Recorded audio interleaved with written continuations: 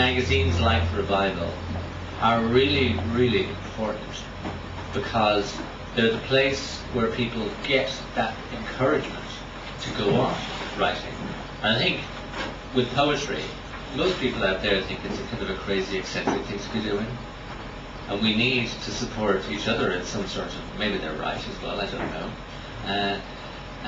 We need the support of other people who are interested in the art to continue on. And I remember the first poem I ever had accepted, which I think was a pretty dodgy poem, in a magazine in England in 1996. And I skipped down the road thinking, God, now I've really made it. Now that wasn't true. But you need that sort of reinforcement against the idea that no one wants to read, no one is interested in poetry, which I don't think is true. Now, the poetry workshops that I do facilitate at Galway Arts Centre, I always put Revival on the list of places that people should submit, and I'm very happy here to see, I think it's 5 people. It's not a Galway takeover, I promise. It's kind of a surreptitious Galway invasion. I think it's 5 people who at different stages have done those workshops who are in here, and one of them actually asked me to read her poem, so I'll actually read that woman's poem and one other, and then I'll sit down and let the other contributors read. Let's see. Maureen, what's her name? Maureen Kelly, who's a teacher who lives in Galway. She's originally from Mayo, and she did a couple of workshops at the Arts Centre a while back, to Owen. And it's her first ever published poem, and I know she was delighted with this. I will not bath you tonight, will not prize the remnants of adventure from under your nails, will not soften and raise the bruised grass stain off your knee, or shampoo summer from your hair. I will not drown your giddiness in lukewarm suds, scrub away your mad impatience. Tonight we will lie head to head beneath your Velux sky, catch dreams and comet tails.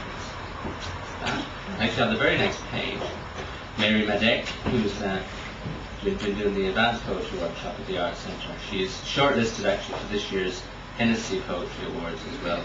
And she's reading at the Courch Over the Edge Showcase, which is a very similar series that we run in Galway to here. And there's a showcase at the Courch Festival for 4 people they pick every year, and Mary has been chosen this year. I think it's only a matter of time before she has a book on its way.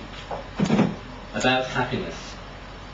There is always the flip side that ensures none of us can confidently say we have a happy life.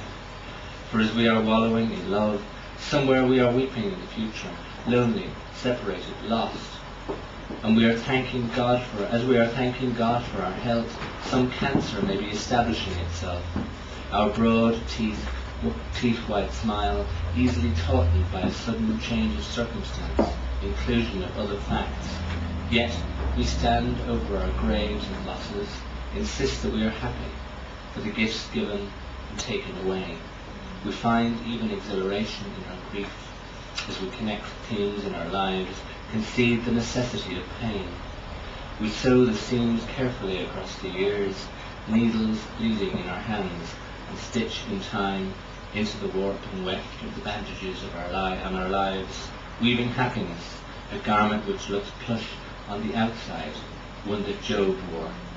So I won't talk too much more about it. I think it's really, it's great work. I know it is difficult, because you can't take all the poems that you get, as Terry says. So maybe you sometimes have to avoid people when you see them coming in the street if their poem didn't get in this time. But I think that actually makes it's the thrill of knowing that you might not get in that makes the possibility of getting a poem accepted all the better.